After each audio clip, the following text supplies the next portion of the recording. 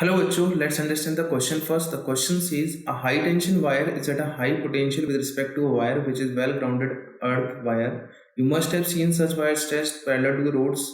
There is a high tension wire between two points A and B, 1 kilometer apart. The distance between high tension wire and earth wire is 1 meter. The resistance of high tension is 1 ohm per meter. The wire is at a potential of 11 kV at point A with respect to earth wire, and it is carrying 1 ampere current which returns back to the generator by through the earth wire. This wire is a quite thick wire. There is a signboard at a pole over which this wire is stretched reading danger 11 kV. You might think, what would happen if one touched this wire? Will one feel a shock or not? Well, it depends on whether the current through our body exceeds a particular value which may call critical current. Why is high tension wire thick wire? Select the most appropriate option.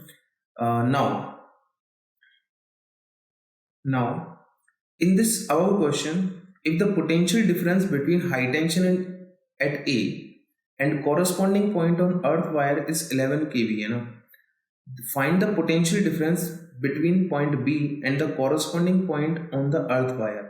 It means हमारे पास में ये कोई wire था, हमें दे रखा है ये A B wire दे रखा है, ठीक है, और यहां पर हमारे को ये दे रखा है दूसरा अर्थ वायर, ना अर्थ वायर दे रखा है, ये अर्थ वायर है,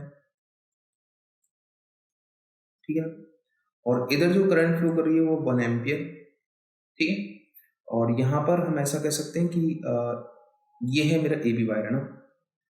अब मैं इसको पॉइंट नेमिंग दे देता हूँ, सी और डी पॉइंट और दे दिया इसको अपन ने, ना।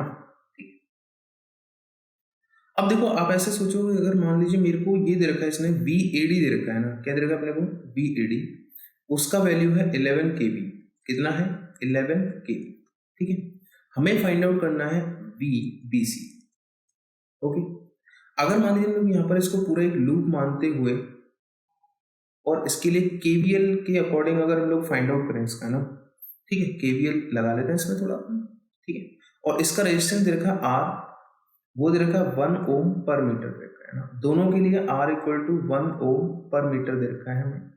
तो पहली बात तो हम ऐसा कह सकते हैं कि यहाँ पर potential difference across A B जो होगा वो कितना हो जाएगा, देखो यहाँ पर हम ये निकाल सकते हैं 1 ओम पर मीटर, ठीक है ना, ये दे रखा रेजिस्टेंस, तो V इक्वल टू क्या लिखा जा सकता है, I इंटू आर, ठीक है। अब यहाँ पर अर्थ वायर जो है दैट इज 11 kV, ये हमें दे रखा है, और इन दोनों के बीच का डिस्टेंस कितना देगा हमको, 1 किलोमीटर, ना। तो इन दोनों के बीच डिस्टेंस कितना है, 1 किलोमीटर, यहाँ से यहाँ तक की डिस्टेंस कितना है, 1 किलोमीटर। तो पहले I का वैल्यू तो कितना है, 1 एम्पियर है, कितना है 1, और रेजिस्टेंस हो जाएगा 1 ओम पर मीटर इंटू 1 किलोमीटर मतलब 1000 मीटर। इसका मतलब ये कितना हो गया मेरे पास में, 1000 वोल्ट। अब सेम चीज सी डी के लिए होगा, तो V C D equal to किसके बराबर है, वी ए बी के बराबर, और वो कितना हो जाएगा, 1000 वोल्ट हो गया, ठीक है ना। अब हमने एक तरह से केवीएल यूज कर लिया, तो हम ऐसा लिख सकते हैं यहाँ पर V A D minus V A B minus V B C minus V C D equal to 0। हमें जो निकालना है वो हम देख लेते हैं, हमें निकालना है बीबीसी। बीबीसी इक्वल टू क्या हो जाएगा, V A D minus V A B minus V C D.